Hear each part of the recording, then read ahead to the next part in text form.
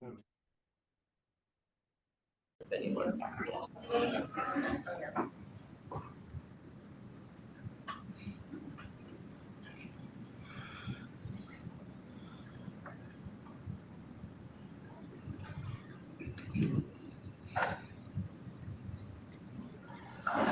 we're just into the agenda.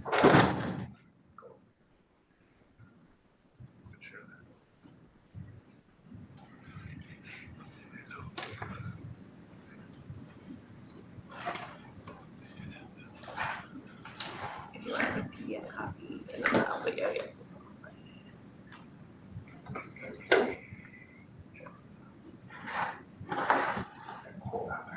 It is cool.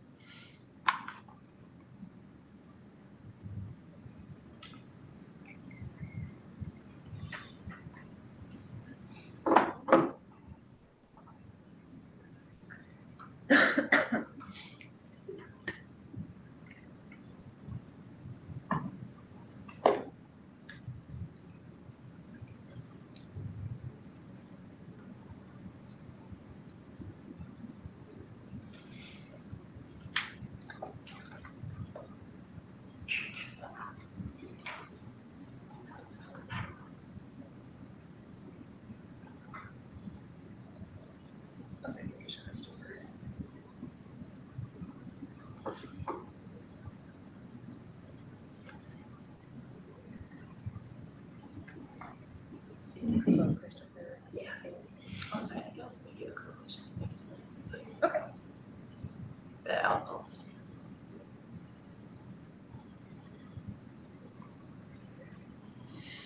Guess it worked. Awesome.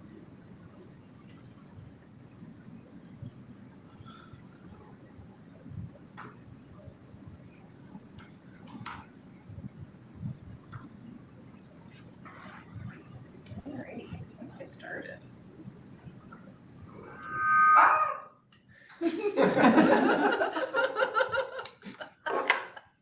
Spooky. Maybe we don't want to use the microphone. Do you want the handheld? You need it for you. I don't know.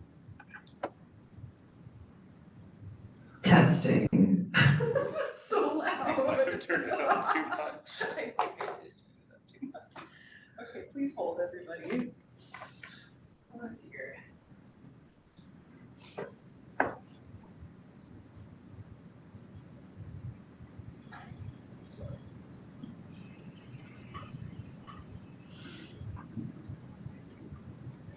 Testing. Is that better? Yeah. Okay, great.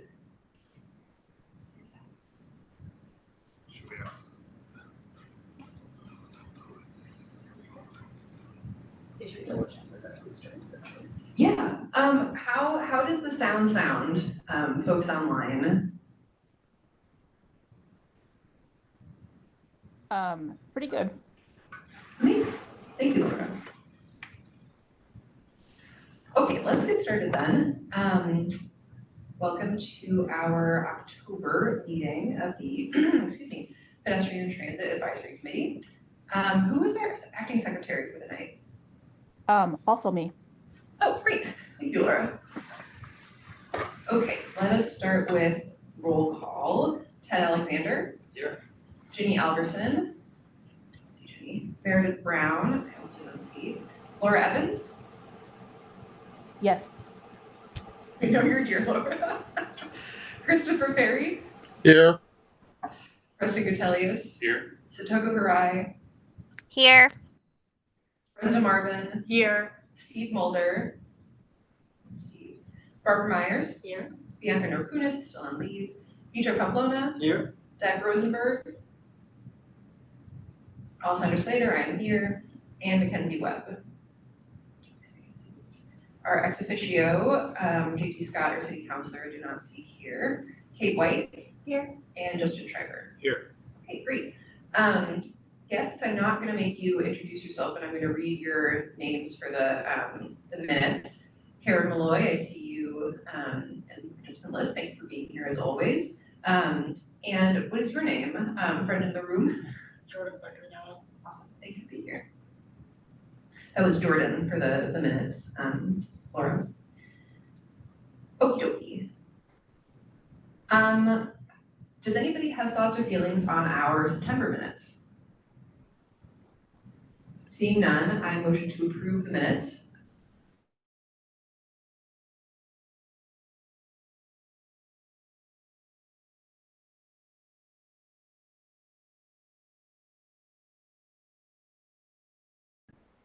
Minutes passed. Some announcements before we get started today. So I mentioned, I think at our last meeting at least, that we were going to be starting a new public call for new members sometime this winter in collaboration with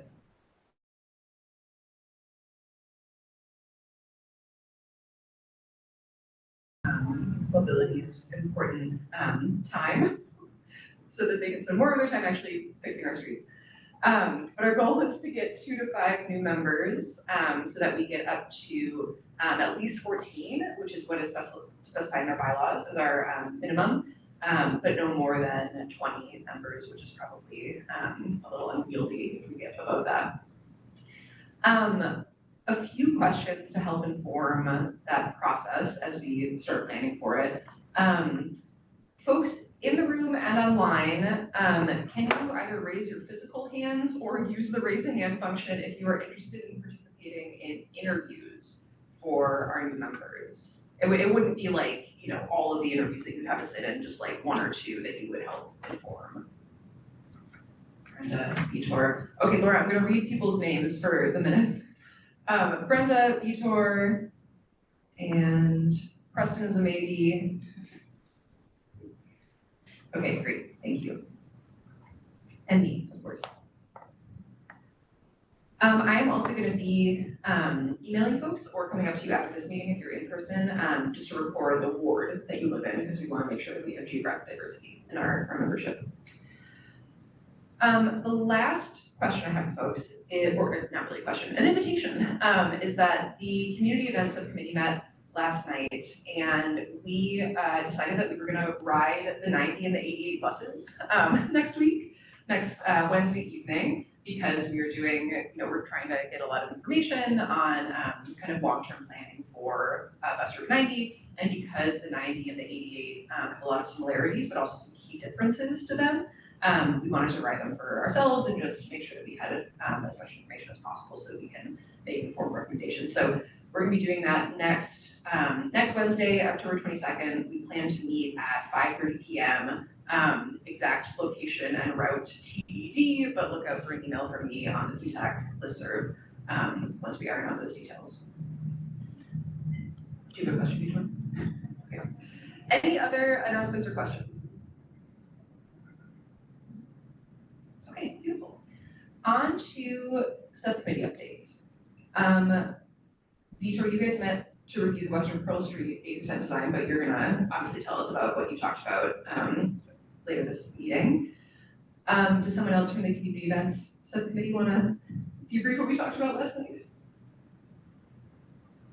Sure, this is Ted. Wait, here's the mic. Here. I'll pass you. It's all fine. This is Ted. So we met and talked about this last minute idea that Alessandra just mentioned about riding the 8890, and that's just to be clear, everyone's welcome, including any members of the public who are here. But we are not gonna make it a formal PTAC meeting or anything. Just checking out the routes. We also have this weekend Monster Mash on Sunday from 2 to 6. We have all our shifts at the table covered, but it would be great to have more people come out and join. So let one of us know if you're interested or stop by the table. And yeah, then we talked about some upcoming possible winter events like tabling at the Winter Farmers Market in December or January. We're trying to set that up. And then some longer term ideas for next year that are kind of nebulous at this point, I guess. But keep the Winter Farmers Market on your agendas for December and January. Yes. This is like someone else. Well, we can keep this just really. I'll use this one. Okay, those are our subcommittee updates. On to the meat of our discussion. Our first big agenda item is going to be with Chris Carter from Mass DOT, who I think I saw was promoted to a panelist. Is that right? Amazing. Hi, Chris. How's it going? I'm good. I'm good. Sorry to not be there in person, but thanks for Totally having me. okay. We're gonna turn up your volume a little bit.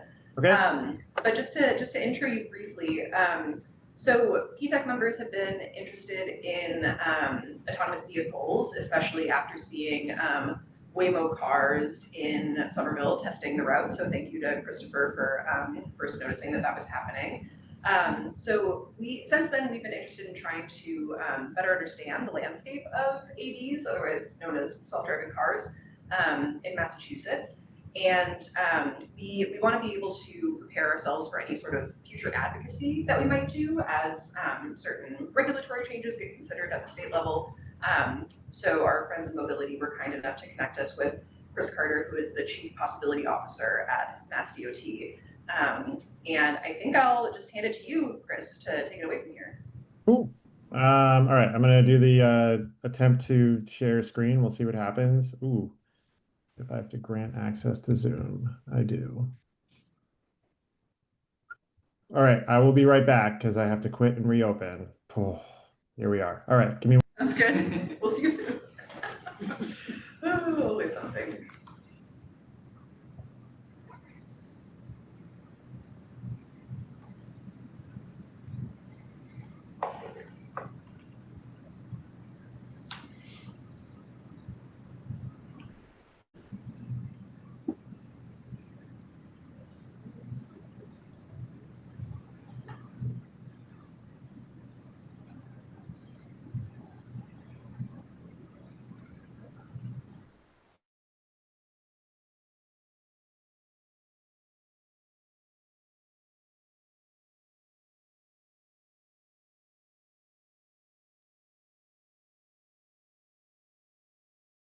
All right. Can people see or hear me?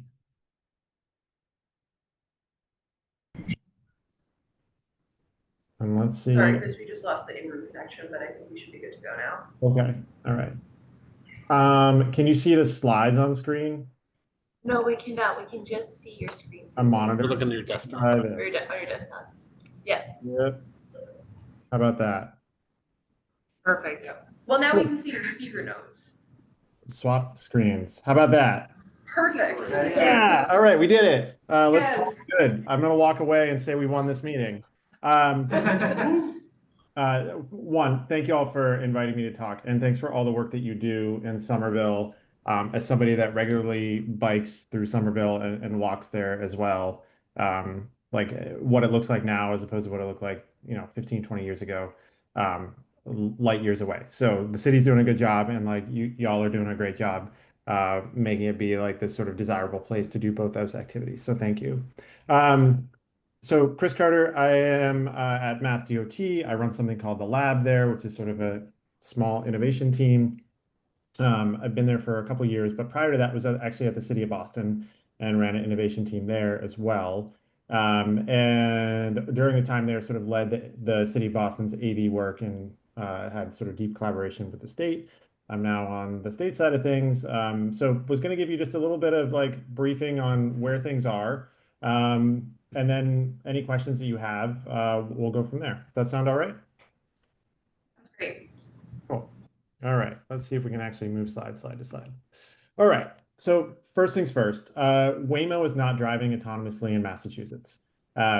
This, I think, was pretty confusing from how they were talking about it out in the world. They did a great job on sort of pushing out some public messaging. I think they tried to hint at this, but the Twitterverse will do what it does and sort of be like, they're here, the cars are driving around by themselves, and they were not. They were mapping some streets this summer. They're trying to sort of understand how their software system does on the streets of Boston and Somerville and Cambridge for about 8 weeks this summer. And they were doing that in a number of cities around the country as maybe something they would like then future potentially think about how they would come to those places. But this summer, they were not driving autonomously. Person in the car driving it, just sort of like a big Google Street View car. Motional is the only permitted AV company in Massachusetts right now. So we have had vehicles on the road, autonomous vehicles with a safety driver in the driver's seat since 2016 in Massachusetts. Motional has not driven on Massachusetts roads in 2025. So they've been doing most of their testing this year in Las Vegas and Santa Monica. And those are mostly for business reasons. They are headquartered actually in Boston, in the seaport. They are required to have a safety driver behind the wheel at all times. So there's somebody sort of monitoring the vehicle and the system. And they actually often run, when they were doing on-road testing, with somebody in the passenger seat as well. So the safety driver is just watching the road, and the person in the passenger seat is sort of monitoring the system piece of it. And they've been limited to testing in the city of Boston.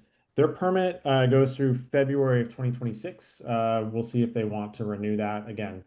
There's been some consolidation in the AV market from when they sort of started in 2015, 2016. And so we'll see if they want to continue operating in Boston or where that goes. The thing that sort of comes up often in these conversations are like, what is a self-driving car or an autonomous vehicle or a highly automated driving system? There's a lot of words out there, automated driving system. And basically it performs some or all of the tasks of what a human driver is supposed to do. There's sort of this levels of automation that the Society of Automotive Engineers have put out years ago that often gets sort of leaned on in this space. And that is everything from level 0, which is no automation in a vehicle, to things that are fairly commonplace in a lot of vehicles now at level 1, with sort of lane keep or adaptive cruise control and some partial automation. Even, I think what like Tesla owners have in their vehicles are sort of that level 1 or level 2, usually level 2 driving systems, even though they're called something different. And then where I think, most of the focus for states and for the federal government has been on this is those sort of levels 3, 4, and 5. The robo-taxis that we're sort of talking about with Waymo or Motional or others are that level 4 automation. And that basically means that the driver is not needed to perform any action. That in a specific situation, location, what they call an operational design domain, that vehicle can operate by itself without human intervention. And then level 5 automation is like that vehicle can operate anywhere in the world at any time, doing anything from the tundras of Alaska to, the streets of London. And I think a lot of people feel like level 5 is maybe very, very far off, if ever achievable. On the right there, you can see some of those levels, sort of like a Mercedes vehicle that has a level 3 in it now is sort of, I think, the only auto manufacturer that actually has a level 3 type system. And again, that operates in certain roadways where the system allows you to do that. And in the level 3 system, the driver is still in the loop, but doesn't have to be paying attention. The car sort of lets the driver know when it needs to be called back in. And then obviously Waymo, that level 4 type vehicle. And then not in Massachusetts, but in other states, we're seeing automated trucking, particularly in states that have sort of longer haul routes through them, like Texas. It can take a ton of different forms. Again, those level 3 all the way to the robo-taxis. The bottom picture there is a company called Zoox that's been testing in a few cities around the country, and I think just started doing on-road testing in San Francisco the past month or so, with that vehicle that doesn't have a steering wheel in it. To then the commercial trucking side, which looks like a large semi, but it's driving itself. Hey folks, I'm sorry. We're having some.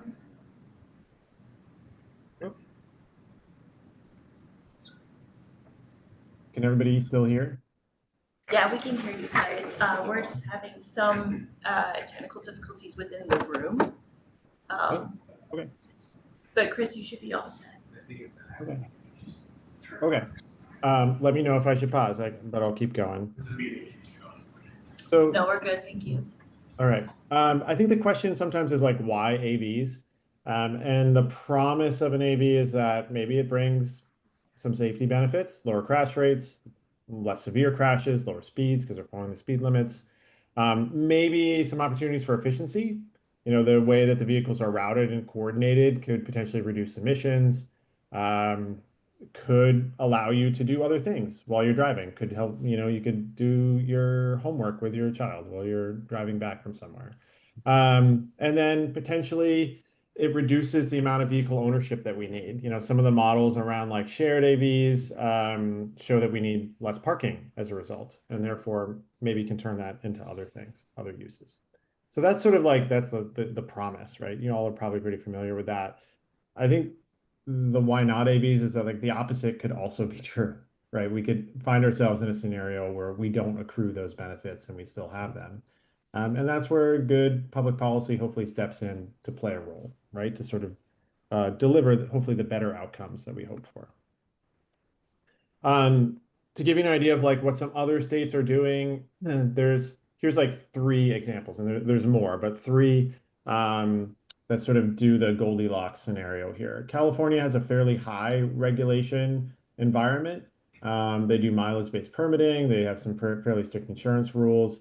Um, they have some decent reporting structure. That all happens at the state level. And so some of the challenges are that that doesn't always filter down to the municipalities where the activity is happening in the same way. So there's a little bit of tension between those levels of government there. But the regulatory scheme itself, fairly, um, fairly strict. Texas had very little regulation until September.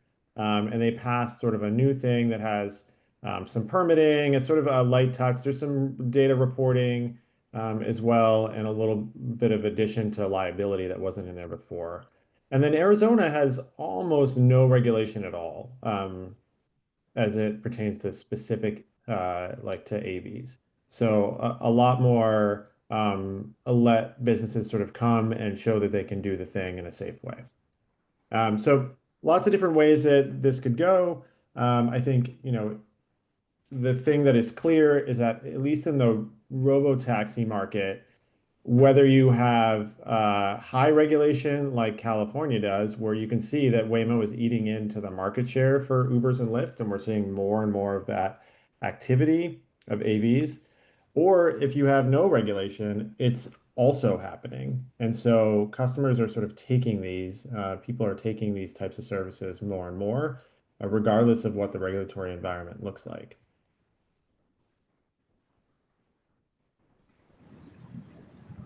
There we go. All right, so Massachusetts, where have we been over the last, 9 years, almost 10? We had an executive order in 2016 that sort of set up the framework for what AV deployments look like in Massachusetts to date. Um, it's got, a couple different pieces to it, but some fairly heavy screening involved. The early adopters of it were mostly like companies that spun out of MIT, so some homegrown folks. Plus, we had one, what's called a tier one parts supplier in the automotive space, Aptiv, came in. And then it was mostly concentrated and still, I guess, is in Boston Seaport area. In part because Boston did an executive order at the same time as the state that sort of enabled the activity to happen and happen in a sort of specific jurisdiction of the city. In 2018, there was a regional MOU. Somerville is signed on to that, 14 communities. It's mostly around Boston, but Worcester is also in there. And that sort of is an agreement for those municipalities to agree or provide up front where vehicles can be tested and to be at the table for sort of reciprocity between those communities. So if a company comes in and tests in Boston, that they could then work with the city of Somerville to sort of move their testing there as the like. We've had a number of companies sort of come in. Optimus Ride sort of stopped in 2022. Waymo began sort of driving, as you know, this past summer, but didn't go through a process for applying because they're not driving autonomously like those other companies were. So the current testing process in Massachusetts, and this still stands, is an application that is sent to the state and shared with the municipalities. It is reviewed by those folks at the state, and approval is given there. A testing plan that is reviewed by the state and whoever the roadway owner is. So if they're driving on local roadways, that testing plan also gets approved by the municipality. And then the last piece of that is an MOA that is signed by all roadway owners and the company. So sort of three parts that do put municipalities like at the table with these companies where the activity is happening. For companies that are actively testing, they also submit sort of these semi-annual reports on their activities. It is mostly qualitative data unless they're providing ride service, even in sort of like a test way. And then they have a whole bunch of other reporting criteria that they have to report. But unlike California right now, Massachusetts doesn't require disengagement um, documentation in the same way, in part because we still have driver in behind the wheel. So there's no way that currently a company is allowed to remove that driver, that safety driver from the vehicle. There's been some stabs at different legislation over the years, lots of different bills that are floating. These are maybe the two most recent. One is a little bit maybe too permissive, one is too restrictive. I don't think we've found like what the right thing is, at least from talking with other municipalities, that's how they sort of feel about it, and from industry on the other side. And so that is to say, like it hasn't moved and progressed anywhere, at least any of the legislative sessions to date. That can always change, but here's where we are right now. Isn't stopping, MassDOT from trying to make sure that we are learning about this and we are setting ourselves up for success going forward, along with our municipal partners. So this past summer, we pulled in folks from Austin and San Francisco and state of Arizona, as well as some academics and first responder leads on some federal projects to do lunch and learn conversations with municipal staff, as well as some legislative staff, really trying to just sort of understand what they're seeing on the ground, what we should prepare for, and how we sort of move forward as a state, things that maybe they feel like, hey, we didn't get this quite right, and if we were starting again, here's how we would set up our program, or things that they feel like they did get right, and wanted to sort of share those best practices. At the federal level, so there's a couple things that are, if you're interested in this space, there's a general standing order where reporting has to happen for crashes. That's that sort of map in that website that you see there.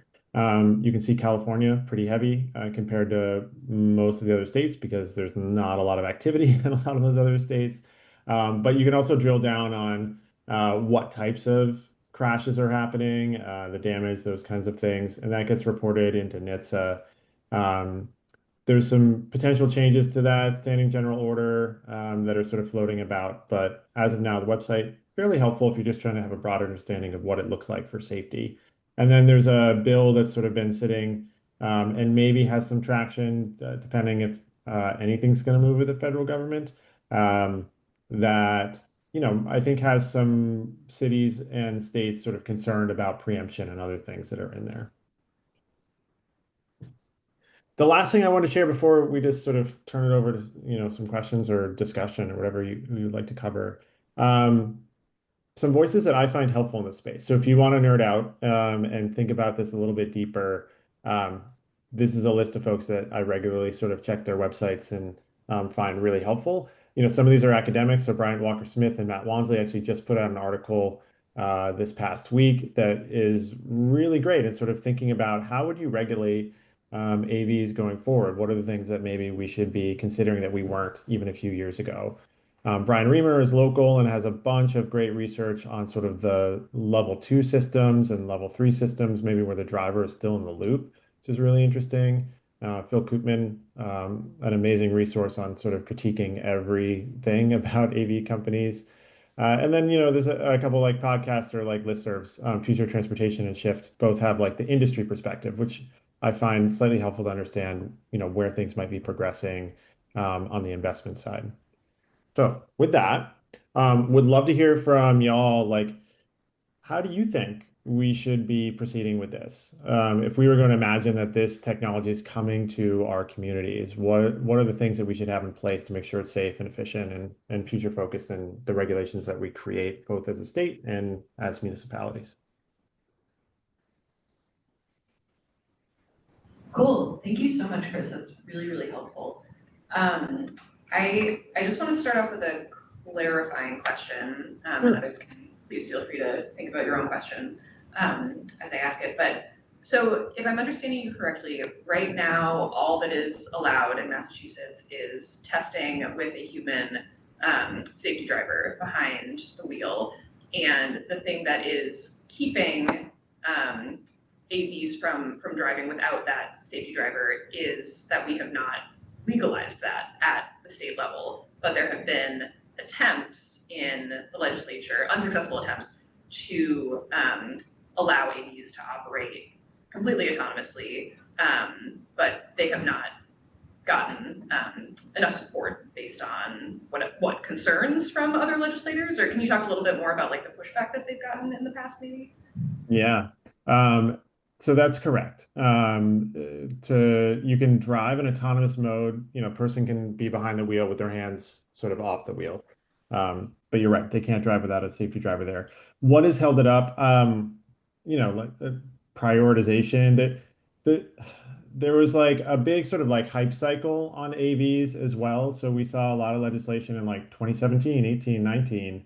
And then there was consolidation in the marketplace. The hype kind of went away. People were like, this is never going to happen. We saw a big automotive sort of shift their focus to like, okay, can we take these technologies and put them into cars that we're selling to people to provide, safety benefits or, enhanced cruise control. And all that did was sort of like pull out a little bit of like where the lobbying was coming from, right? So you had fewer dollars flowing into investing in AVs, which meant you had less pressure maybe on state legislatures to move things. I think that coupled with a state that has strong municipal control in a lot of places meant that we didn't see the adoption of some of those policies that happened in other states. And so we found ourselves in a spot where we're still operating under an executive order without the legislation that moved it into something else. Yeah. Gotcha.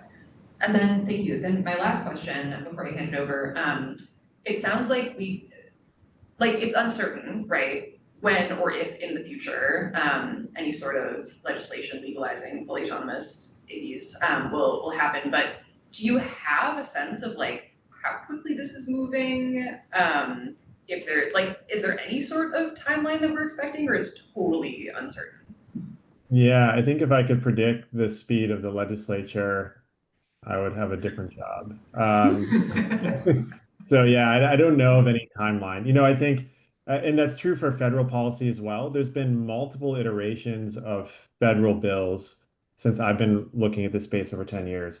And sometimes I'll be like, this is going. People get all excited about it. They're like, this is happening. You need to either mount the resistance or pile on the good thing, and then it dies somewhere, and I don't know where. So both of those things could move, and I think we want to be prepared for them, and be thoughtful about, how we would advocate for the things that make it safe, and don't have the negative externalities in our communities. Great, thank you. Anybody have questions or answers to Chris's good question that he posed? I have a question. Where's the microphone? Oh, sure.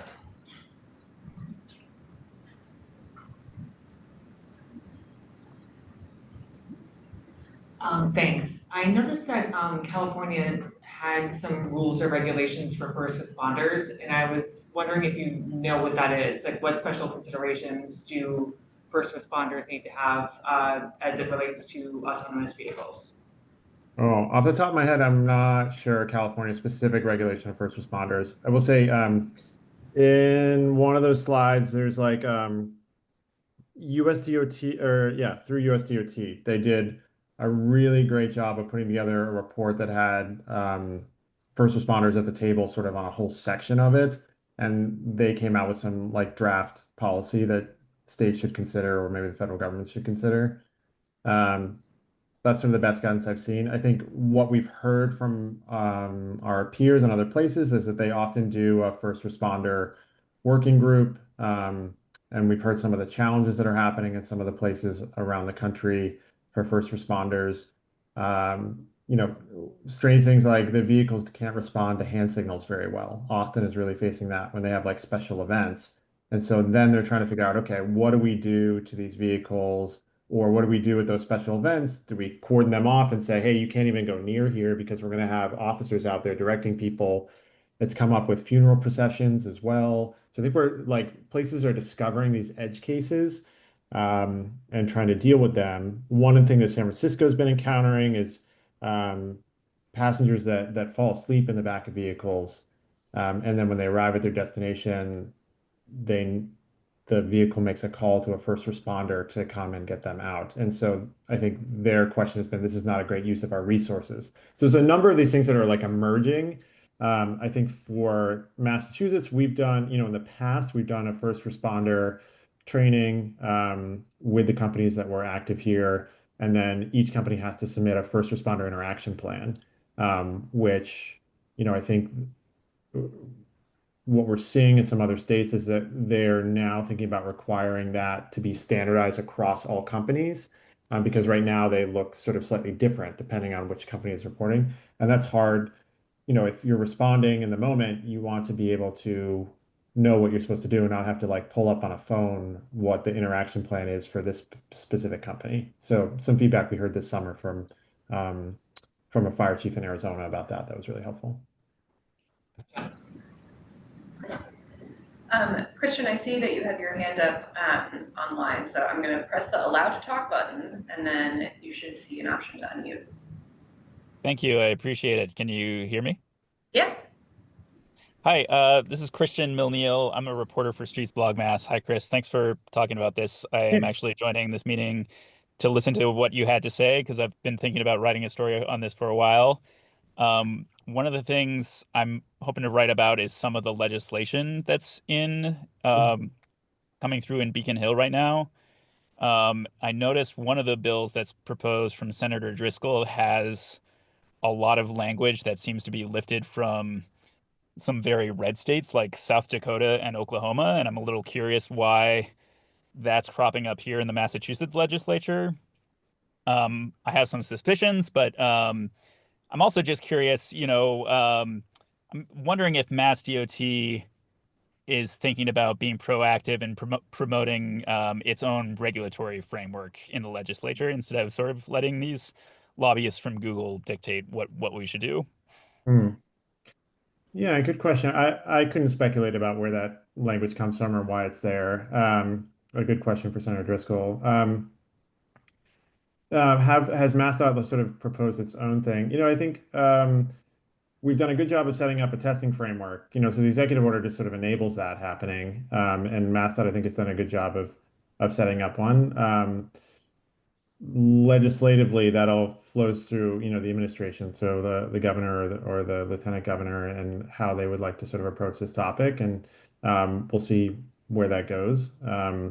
I think we're learning a lot from other places, and probably have some good insights as to things that have worked really well and some things that maybe haven't worked well. But to my knowledge, not proactively filing legislation or anything, but that sits outside of the shop that I work in. So there's a whole nother team that thinks about that kind of thing.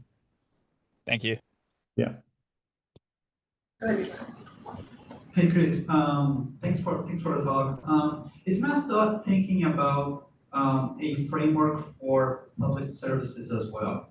Specifically, like maybe AV technologies in our buses or ways to improve our service because of this new tech. I'm specifically thinking about collision detection systems on buses because they're so large, it's so difficult to drive them. So ways to essentially help our current drivers do their work, and while doing that, figuring out the laws of the land by actually testing these things out. Yeah, it's not something that MassDOT has been involved in, of thinking about transit applications. I will say I've certainly read about attempts at that, and just south of us, in Providence, RIPTA had a pilot there a few years ago called Little Roadie, that did sort of an additional bus route in a place where they didn't have maybe the ridership they thought to attract, a full bus, but they were using then like an 8-seater vehicle or a 6-seater vehicle. And that kind of application seemed to work fairly well. They put out a report on it. They brought in members of RIPTA's driver union to like ride along with them too, which I thought was like a really great addition because I think there's some real questions here about what this means for transit operators and labor and how you service those vehicles and all those things that like it's a good space to learn in. But it hasn't been something that MassDOT has ventured down the path on. Chris, I'm going to ask one last question and then we have to move on in our agenda. I'm curious about, you had that slide on like the promises of AVs. And, one of the ones that I hear a lot is, it'll reduce congestion, right? It'll lower the number of cars on our street. And I can't help but think back to the promise of Uber and Lyft and other ride-sharing vehicles who were promising the same thing. And I think we've seen really the opposite and a more complex interaction of vehicles on our streets, especially with pickup drop-off and other things. So I'm curious if you've seen in these other states where AVs are operating, any sort of data on congestion, vehicles on the road, behavior, any other complexities that cities are having to deal with that are maybe counter to the stated promises of AVs? Yeah, San Francisco's done a little bit on this, but they don't have good data that comes down to the city. But I think they can, you can interpolate a little bit. I think you're right. Like the application we're talking about here is robo-taxis, but the technology could be lots of different things, right? And I think Robin Chase does a good job of sort of painting like both those scenarios. If you've run into Robin, a neighboring Cambridge resident and founder of Zipcar, often uses like it has to be shared for it to work. It's sort of like her mantra. And I think that probably bears out in the data, you would imagine. I know that years ago we did some work with the World Economic Forum when I was at the city of Boston, and we modeled out a couple different scenarios. And the ones that actually meant less congestion, although, not by much, but huge savings in parking space that you needed were all the shared models. And so for that to work, it really has to like change dialogue in our country probably about how people are getting around. And that seems hard. Behavior change is really hard. So who's to say what it'll do? But my guess would be, yeah, maybe it'll add vehicles to the roadway or they'll be used in a different way. And there's some projections that sort of go one way or the other. And I think too early to tell in a lot of the cities because there's not enough of them yet. Yeah, but the safety benefits hopefully, are what we're working towards. We lose 360 some people a year in Massachusetts and roadway crashes. So, maybe this is a way to drive that down as well. Great, thank you. I see Christopher. So Chris, if you have 2 more minutes, would you answer one more question for us? Christopher, you're going to have the last word, or last question, I should say. Okay. I just for a little bit of background, my daughter's studying mechanical engineering and worked on robotics and robotic first teams. And one of the things that she had taught me about was the use of barcodes, April tags, things like that for machine vision. Has MassDOT looked at or talked with any of the developers about having a standardized language for signs that would be more machine readable than things that are aimed at humans? I'm just thinking being able to mark things like neighbor ways to say, hey, if you're not doing a pickup or drop off here, don't go down this road. Or temporary signs, like you said, for events where, the base map may say this is a road, but a temporary symbol, even just stop signs are obvious, but more complex signs, if there was some way to do a more machine readable, viewable system. If there's been any discussion of that, or are they just counting on machine vision being smart enough to understand Massachusetts signs, which, as a human, I sometimes don't understand Massachusetts signs. Yeah. I live near Davis Square, the famous. I was gonna say, yeah, a famous sign there that's like famous enough to be a T-shirt. Yeah. Yeah, it's a great question. It comes up every now and again. I will say most of the companies that we've talked to that are, developing technology say we don't want anything additional on the roadways. We will figure it out with what's there in the same way that humans have to, because we're going to be in a mixed environment for a long time. I will say there was one company a few years ago that we talked to that wanted a way to do some sort of machine readable thing embedded on a license plate so that they could classify vehicles faster, which was kind of an interesting thing. I don't think we'll, it's, you know, it died on the vine kind of thing, and I don't know what benefit it would provide, but maybe at some point we'll get to a place with machine readable signs, but it's not something that companies are asking for at this point. All right, Chris, we're gonna leave it there. But thank you so much. Super helpful, super interesting. I think we expect to continue digging into this issue as things continue to unfold. So appreciate you sharing your time and your expertise with us. Yeah, of course. And yeah, if you have additional insights that you want to share or thoughts about it, please reach out. Awesome, thank you. We'll stay in touch. Bye.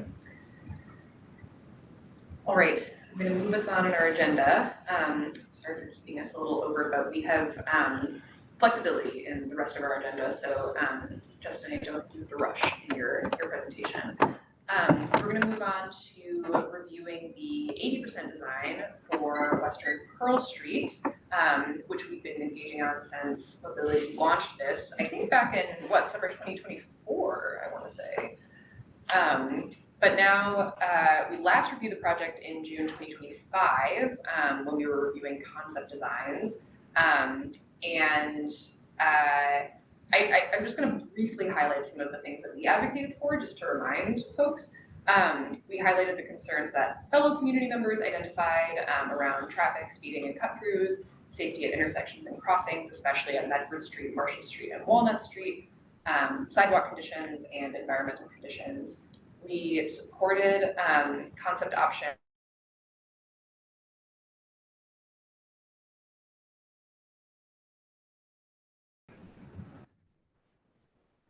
Okay, we are back. Sorry about that. We supported concept option 1, and we advocated for additional traffic calming at Medford Street and Walnut Street, as well as another raised intersection at Bradley Street.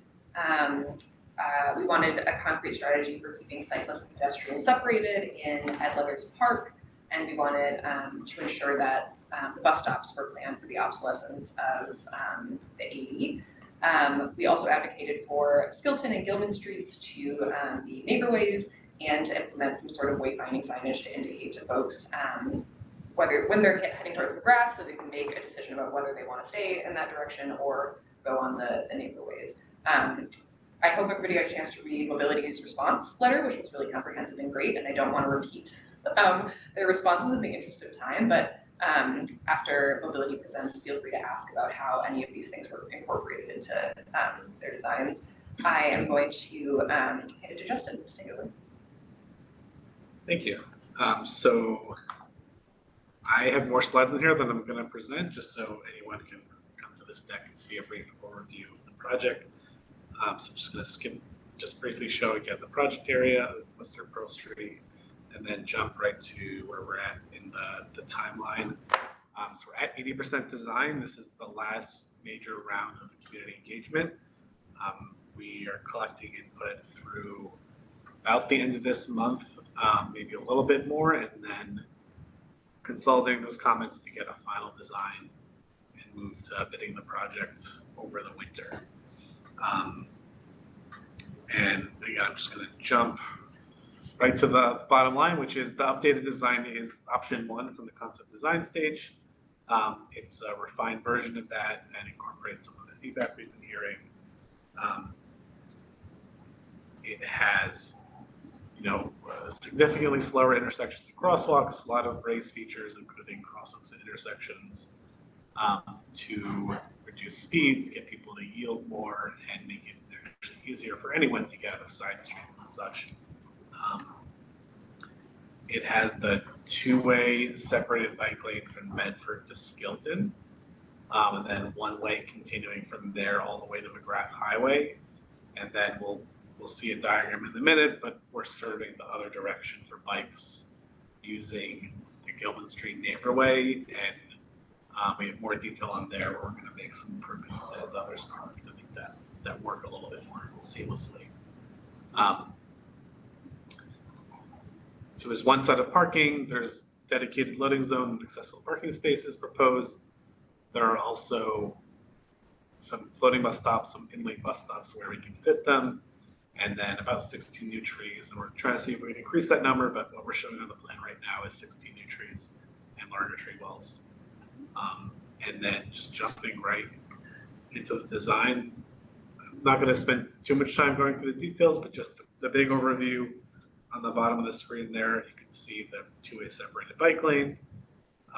We chose the concept one version of the Medford Pearl intersection, so that introduces new stop control coming from the bridge, and then it sort of ties together the northern block of Medford with Pearl. There's a raised intersection at Marshall.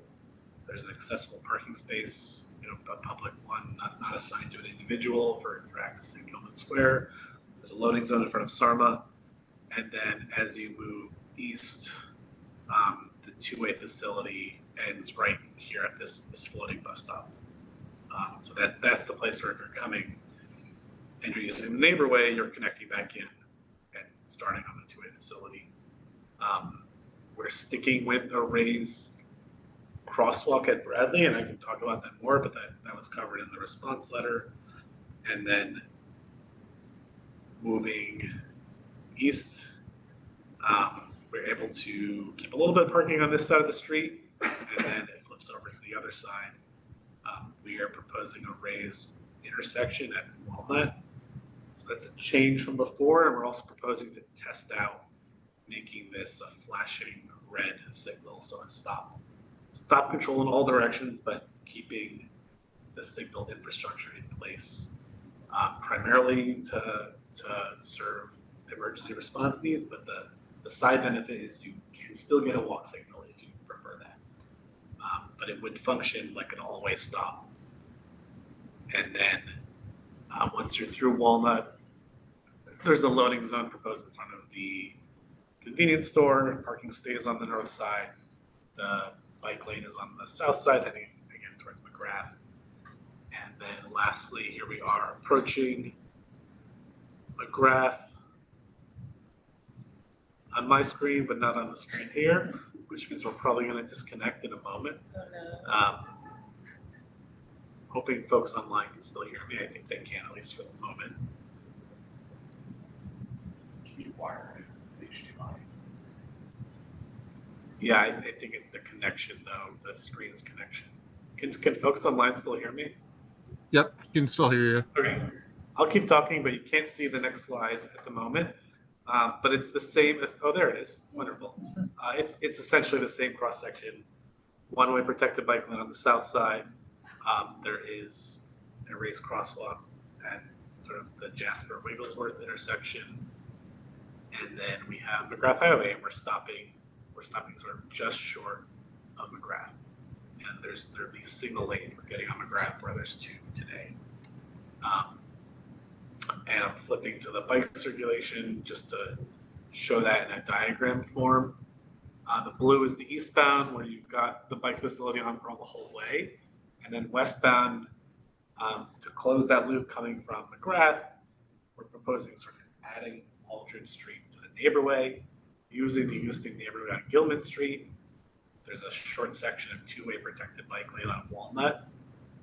And then we're planning to repave the path on the top of Ed Leathers and add a new, right now it sort of ends in a narrow stone path with a lot of roots. So the connection down to Skilton is a new sort of regrading of the hillside there. It's a little hard to see, but there's a bump out there, so that's a little bit easier. It doesn't run into any sort of parked vehicle. And it is a little circuitous, but the center path is like the accessible sidewalk. We can't widen that because of existing trees. And the idea is we're preserving that for pedestrians to be a 5-foot walkway, and bikes can use a shared use path. There's a little bit of a pinch point where we want to avoid removing a tree. It's mostly 12 feet. It goes down to 8 feet of that tree.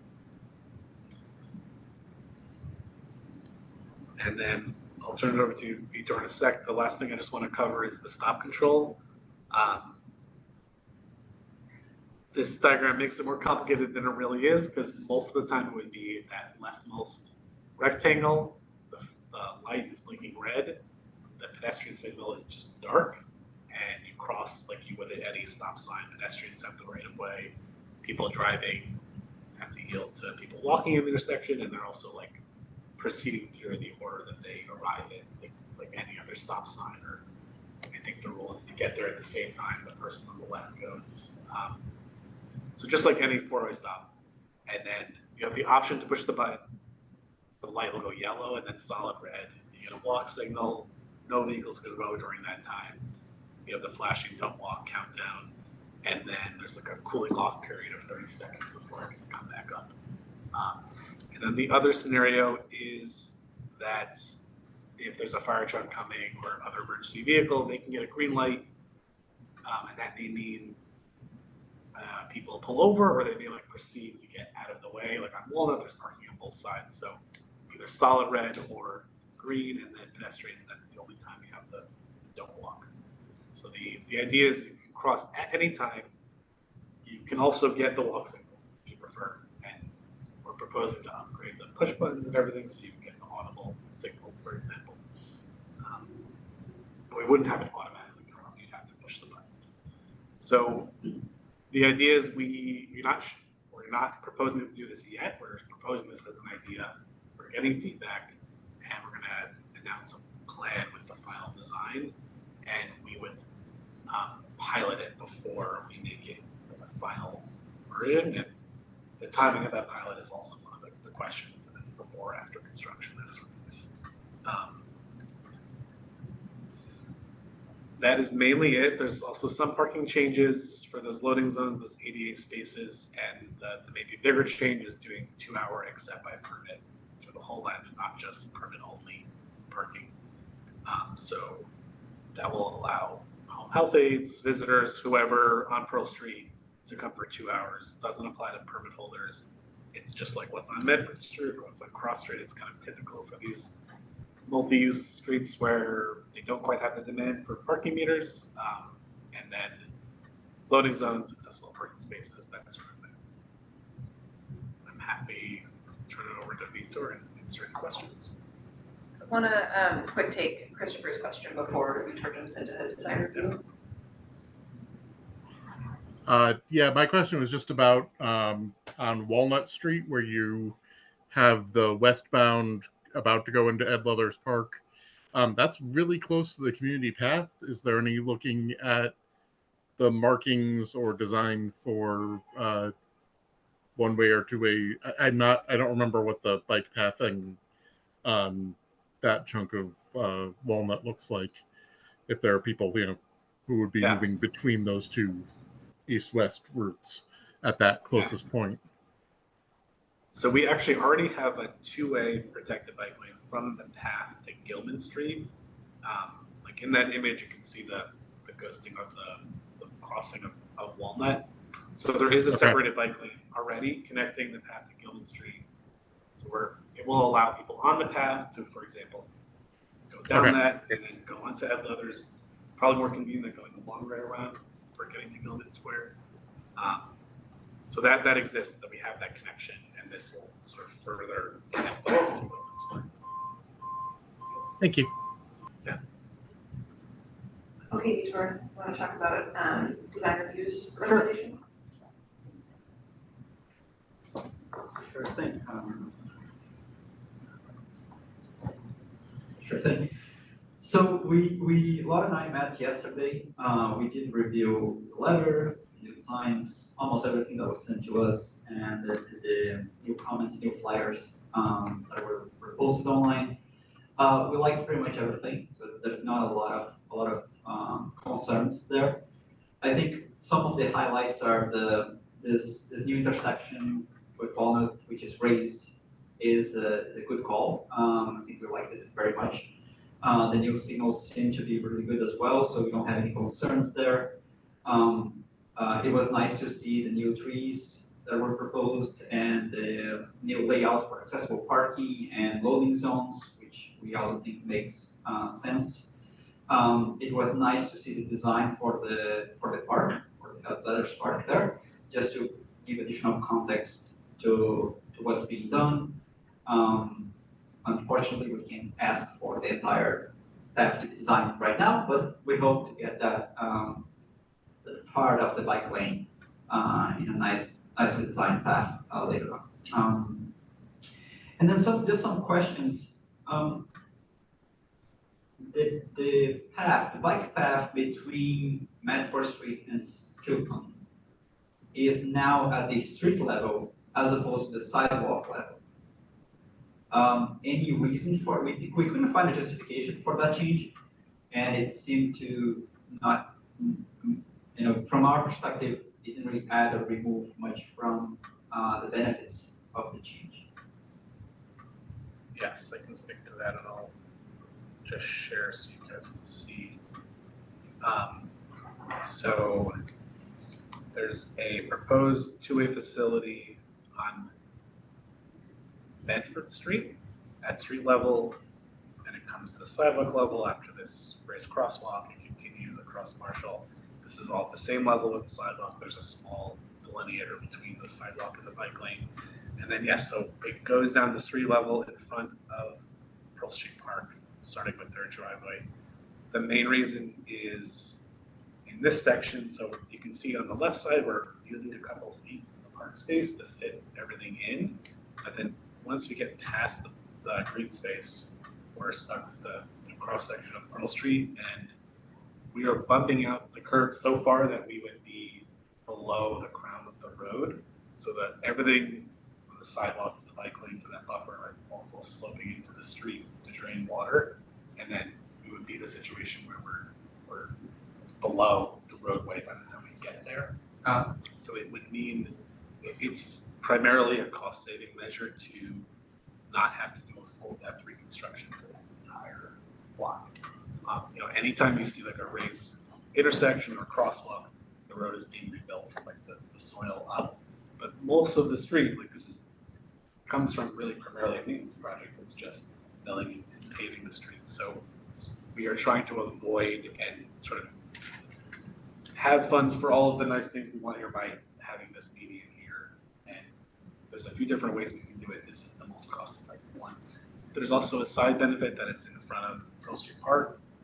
There are many senior citizens that live there, and I think you're also thinking that they'll appreciate the great separation from the bike lane.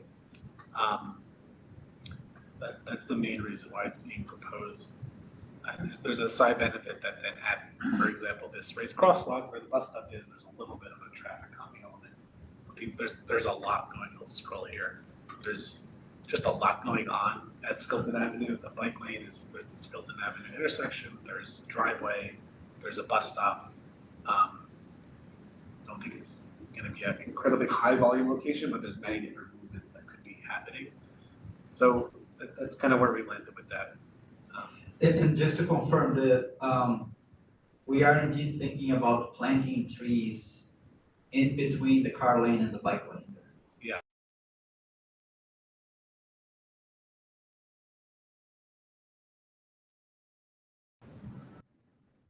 Yes. To confirm, we are proposing trees in the median,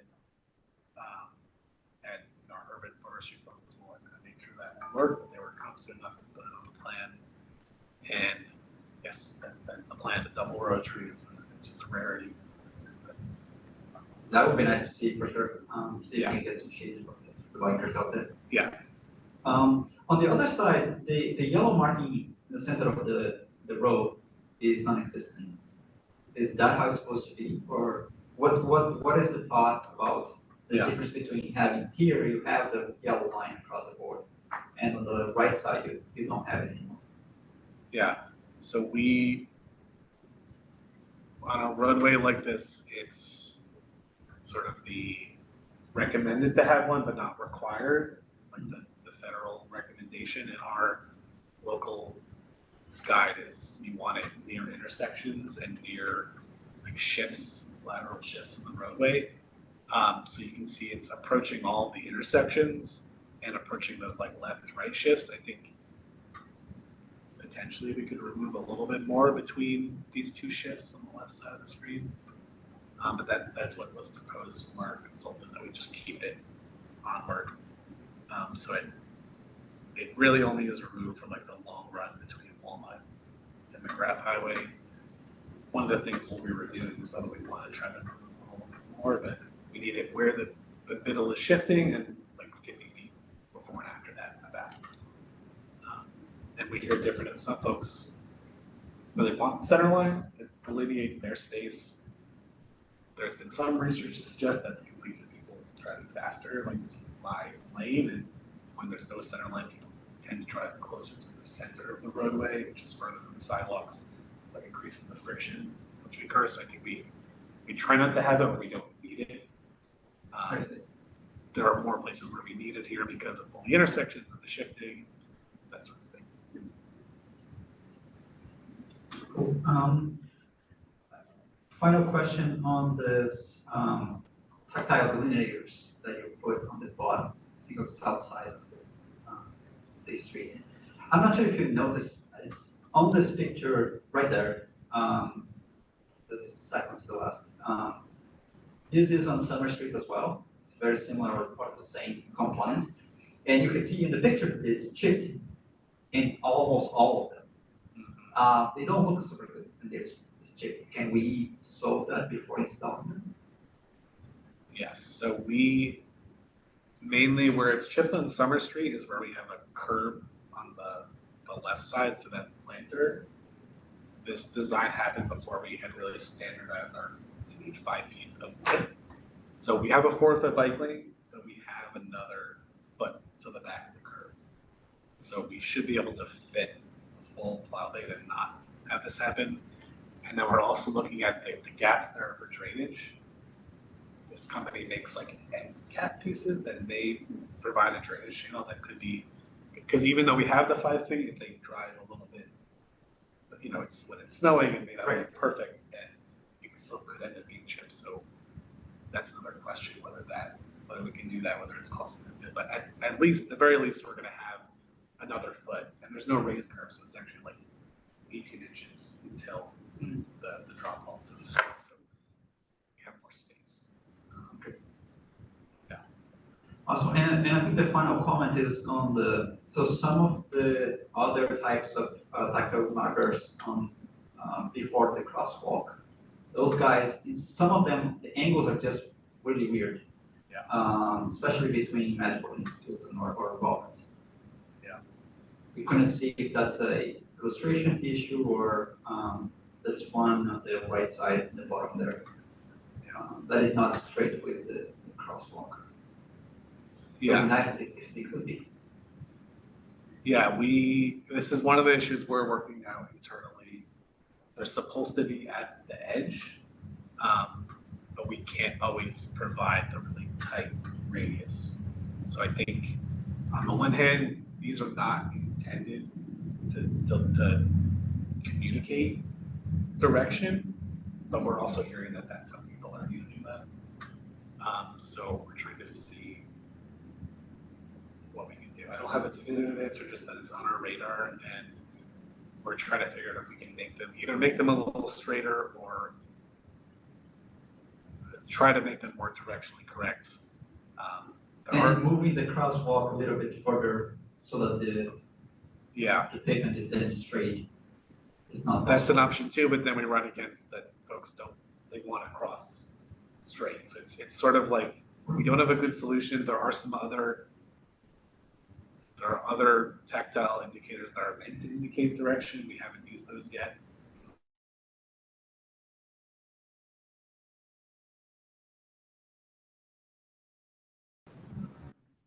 Yeah, we haven't used those yet in Somerville. We're exploring whether we could. There's no good standardization, so I think if you look around, this is pretty common, but we're trying to see if we can make it a little bit better. And last point is specifically on this design. The angles of the corners are all different. Yeah. Some of them are sharper, some of them are losing. Is that how it's supposed to be, or what? Yes, I think it's mainly to make sure the fire department can make it through the intersection. Oh. And so, for example, the right turn onto Walnut, we have the benefit of being able to have the accessible space closer than the 20 feet because it's a one-way away right? So there's no visibility issue with having parking a little bit closer, but that means we have to make sure that the fire truck can get through and not, be obstructed by the car that's there. So you'll see it's really like the right turns. This one is not quite as generous, but it's the same idea, making sure the fire truck can make the turn and not be obstructed by someone who's in the other lane. The general rule of thumb is just not to increase the number of instances where they have to cross center lines and things like that. Sometimes it's unavoidable. But like, for example, there's no one taking a right off of Walnut onto Pearl coming down from the top of the screen. That's why this one's quite tight, and same going this way. And the fact that we have a raised intersection gives us a little bit more flexibility if we need to. That's generally why you'll see that. I think the right onto Walnut is the hardest turn, basically, of the four. So we try to tighten them up where we can. And it impacts the tactile warning panel not being straight. Yeah, I think that's what Great, thank you so much, Victoria and Laura, that was great. In the interest of time, I will ask, does anybody have any burning objections to this plan? Like they hate it and want to stop it? Okay, great. If you have any more nuanced comments on this plan, please email them either to Mobility directly or to me or Vitor, and we'll make sure that they get to Mobility if you just don't have Melissa's emails. But want to move us on. Can I say one quick Yes, thing? please. Just on the changing the signal, like, it'd be great. It doesn't have to be tonight because we have some time on that, and that it doesn't impact the design of the street. But at some point, I think it'd be good to have a little bit of a longer conversation on whether the committee's sort of okay with that and recommends moving forward with that or not, or under what conditions, that sort of thing. We have a little more time because it's not going to impact the design. Okay, I'll put it on our list of things to maybe talk about in November. Western Pearl Street, signal discussion. Okay, I'm gonna take us a tiny bit out of order. I just want to speed through our officer nominations so we can just devote the rest of our meeting to community path safety improvements. So when I call out the title of the officer position, please either nominate yourself or someone else for the position if you're interested in someone else serving in this position. Chair of the committee.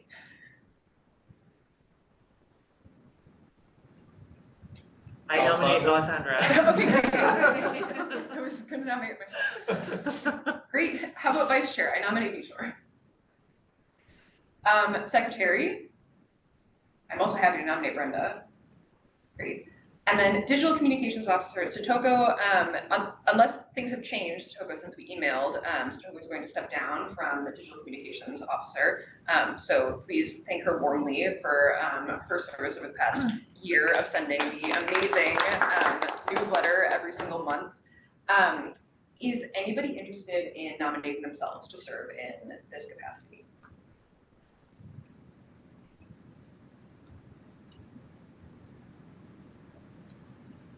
Great.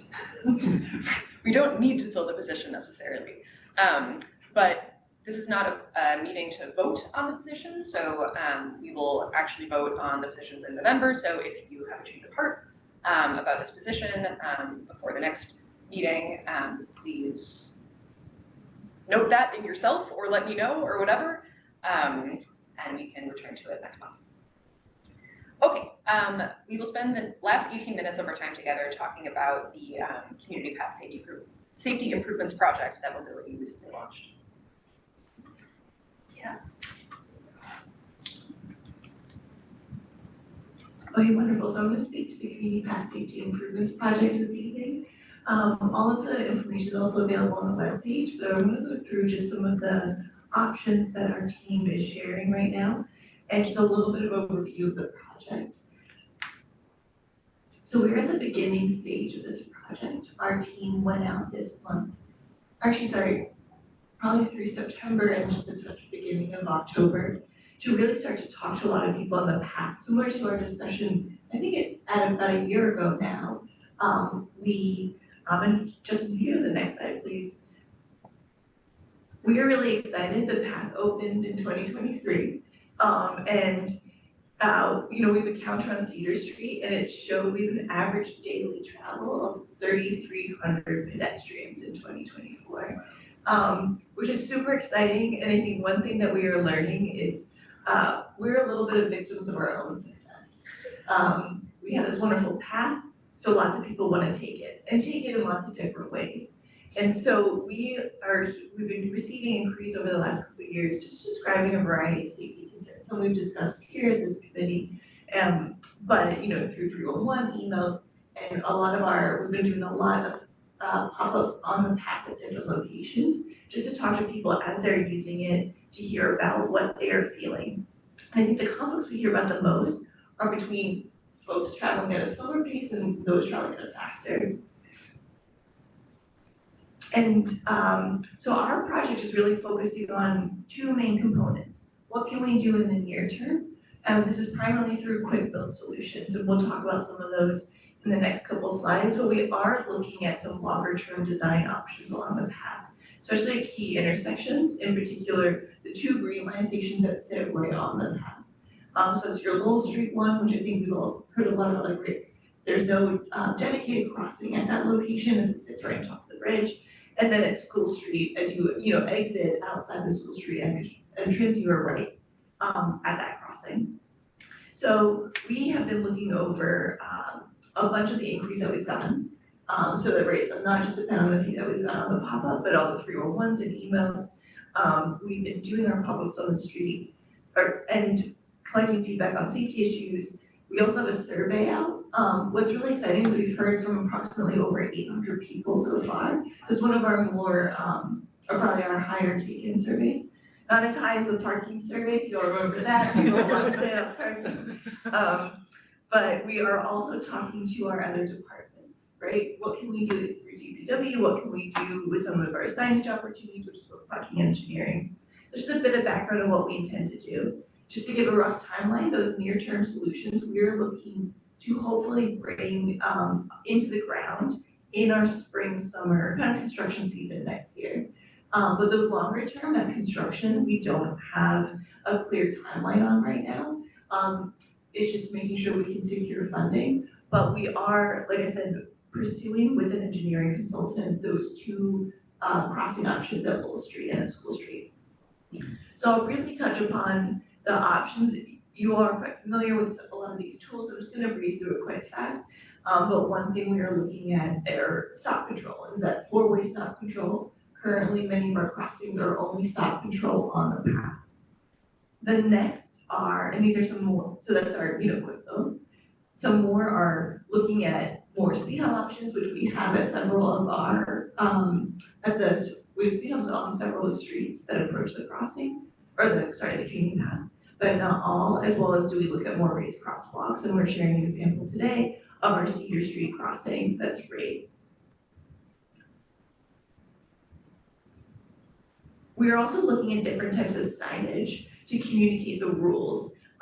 This could be something like no motor vehicles. The one thing we want to think through though is what does that mean to people? I think, right, motor vehicles are technically those that have a motor, and it does not include e-bikes. There's different rules for e-bikes on the community path versus motorized scooter. Then we are also looking at signs that can provide route information, right? We have a few left over from some of the transit shutdowns that say, hey, the station is this way, or we have some from our neighborhoods that indicate how far you are from some of our schools and parks. So what else can we do to help communicate to people how to use the path and where they're going? We're also looking at bollards. We've got a couple of examples, right? But this can help prevent, we have some located on the path now, especially if you've traveled over the viaduct going into Cambridge Crossing, you'll see those bollards, some sit at School Street too. That helps kind of differentiate lines or also encourage folks to slow down, and they can be placed at intersections, path entrances, or at station entrances. We are also looking at, barriers, my apologies.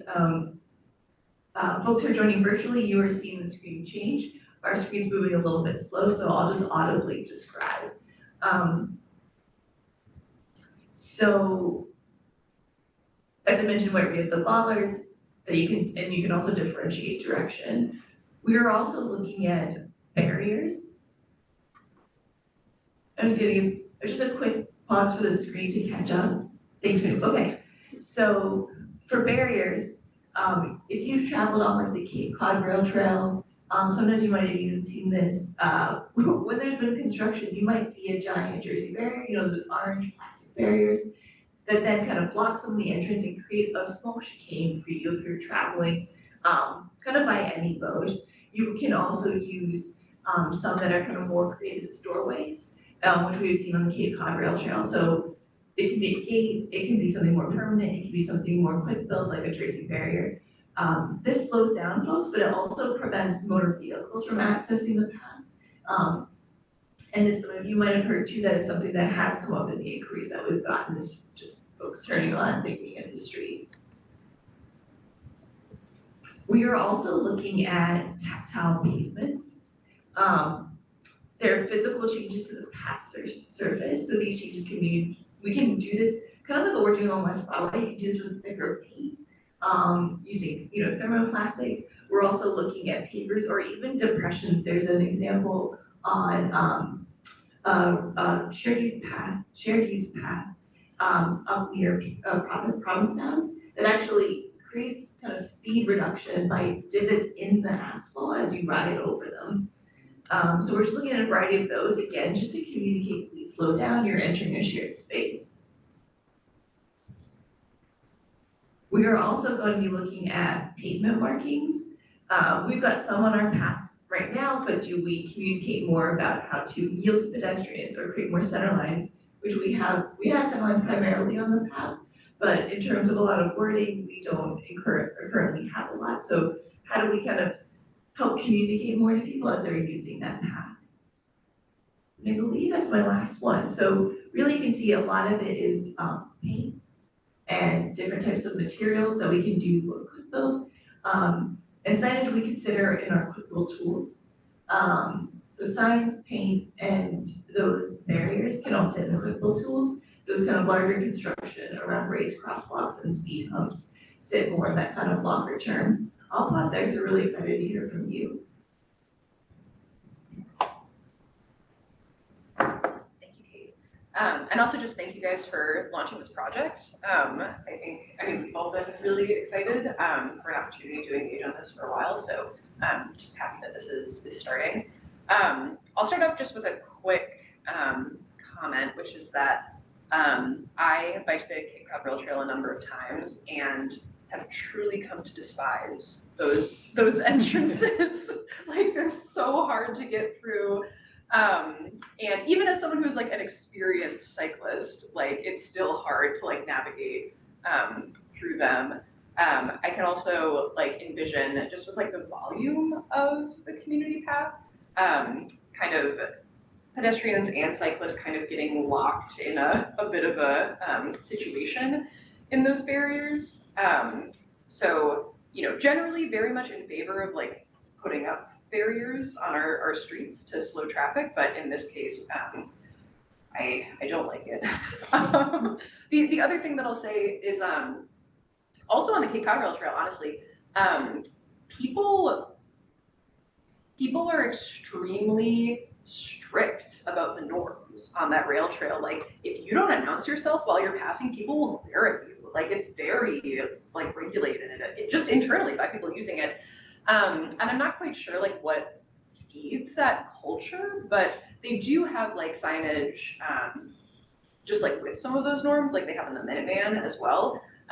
So I mean, I like that just because even if someone is behaving poorly on the community path, like someone can point and be like, guys, please act better. Like, the rules are literally laid out.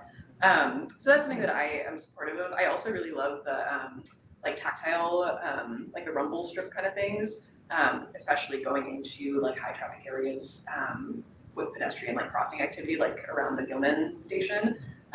So I think that's kind of the biggest thing that I would love to see. I'm gonna go to Laura and then Preston. Yeah, I just wanted to add on the thing about the barriers. I've seen a lot of barriers that I Hold think on, Laura, would we can't really quite be hear a you. problem. Or just start again, I had to turn up the TV. Okay, go ahead, Laura. Yeah, for adding on the barriers discussion, I have seen a lot of barriers that I think will be a problem for or can more likely to be a problem for non-standard bikes, so cargo bikes or adaptive bicycles or so forth. So I'd really want to keep that in mind if we are considering barriers.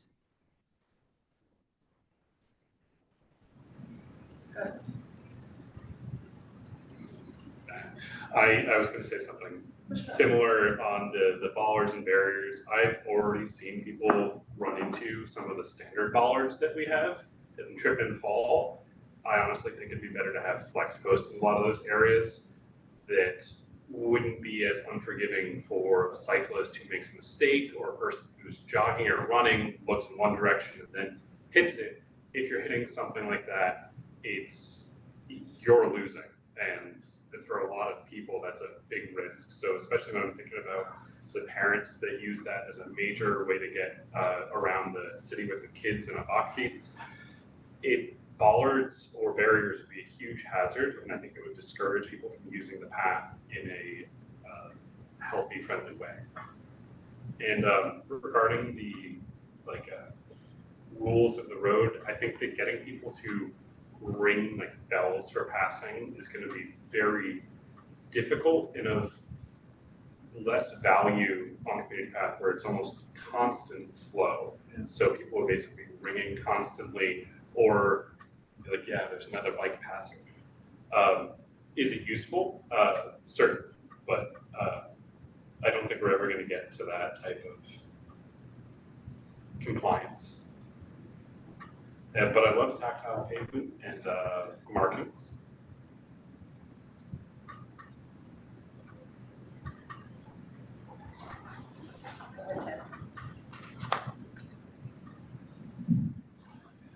Thanks.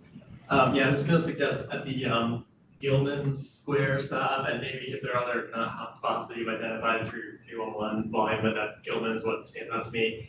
It might be good to just have some kind of big, banner type of sign that says like or different colored pavement. It's like you're entering a station area and people are gonna be flowing out. Because I think that that's a spot where like a lot of people are coming out of the station sometimes and they're not expecting high speed bikes to come right at them. And I know that people have been injured there. So something like that to kind of like call out those like main spots would be helpful. Yeah, like I'm wondering if there could be a sign, signs that designate a slow zone at certain points, just sort of like you have on streets, letting cyclists specifically know that they should be, aware. I think it's a similar idea, either painting or signs or something like that. If I could ask a follow-up, when you think of like slow or signage, do you lean more towards like, we sometimes get a request for speed limit signage, but then you also have to indicate that there is a speed limit on the path, which might be even higher than we feel comfortable. We would like folks to go as slow as possible. Are there signage that you feel resonate more with people to change their behaviors? I can speak to that. So I was just on the Southwest Commuter Corridor, and they have like automated signage that doesn't display a number, it displays a smiley face if you're going like a slow enough speed. And so it doesn't like fix something in people's brains or really like provide an enforceable limit, which is kind of impossible on the path, but also I personally don't want more cops on the path. But it does give an indication of like, you're doing a good job, or like, hey, maybe you should second guess yourself. Yeah, I was gonna say that I think we discussed this before. Mostly because these e-bikes, they do not have a way, or some of them do not have a way to measure how fast they're going. We need to tell them that they are going fast if we go by speed limits, which I think is a good idea from an overarching architecture. Just saying like there is a fixed limit, we're not gonna go over. Doesn't matter which technology you're using. Like if fast is that, you're not supposed to be here. Because the other part of the signage component is, which I really would like to see, is a diagram with all drawings of all the modes. Our scooter's supposed to be there. Our cargo bike's supposed to be there. And put them side by side, some of them with cross, some of them with a green label, so that it's very clear which types of motor vehicles are allowed and which are not, regardless if there is a motor there or not, you know? Vitor, I totally understand, and then I think in my head of all the times we get an inquiry that's like, I saw a unicycle like playing a flute on the path, or I saw this on the path. I think someone mentioned the other day they did see a cow, and I don't know how that was true. So maybe we could do the most. I could see that if we did something like that, we'd probably try our best. We may not capture all of the types of vehicles. Yeah. Would that still resonate with you? I think so, because it's so obvious. Yeah. And like we were saying before, you just point them. If they are passing by, you know, somebody else can just point to the place and they go, no, they're not supposed to be there. Yeah. On the sign, show a pedestrian, because, you know, I'm a pedestrian on that path all the time, and I have had bicyclists act as if I'm intruding on a bicycle path, and so like that. Yeah, the path has bike route signs currently, which is like the standard, and that I think leads to some of that.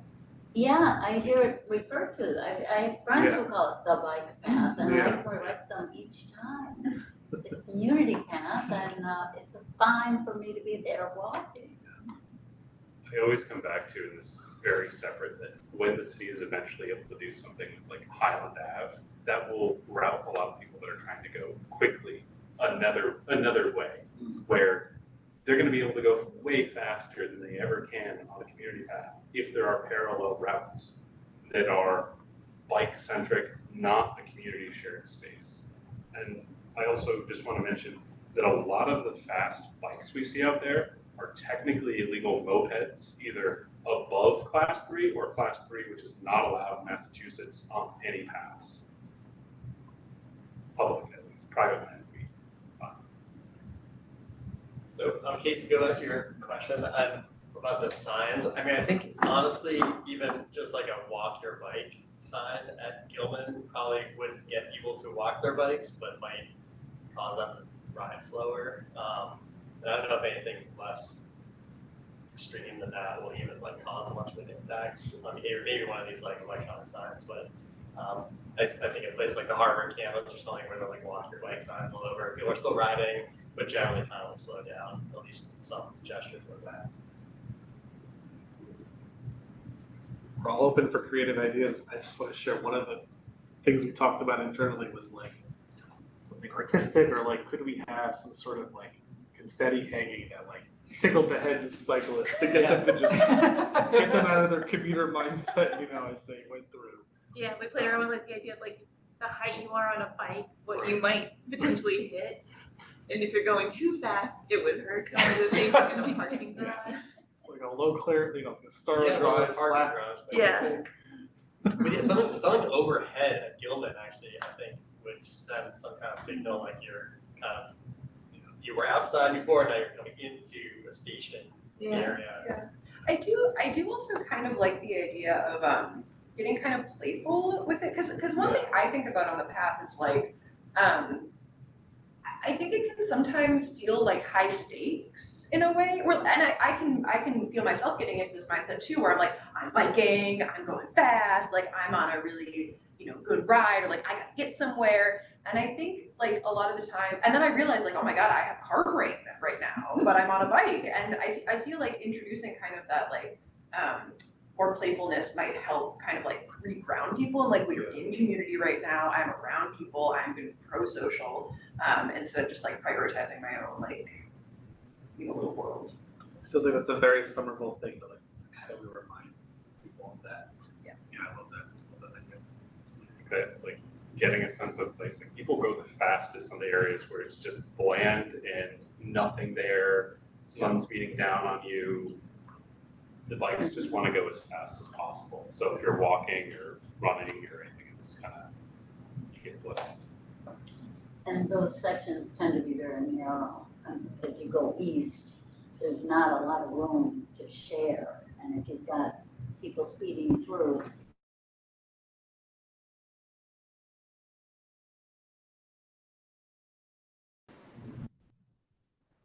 I realize that we are a bit over time. Are there any additional comments that we want to share with mobility at this time about the community path?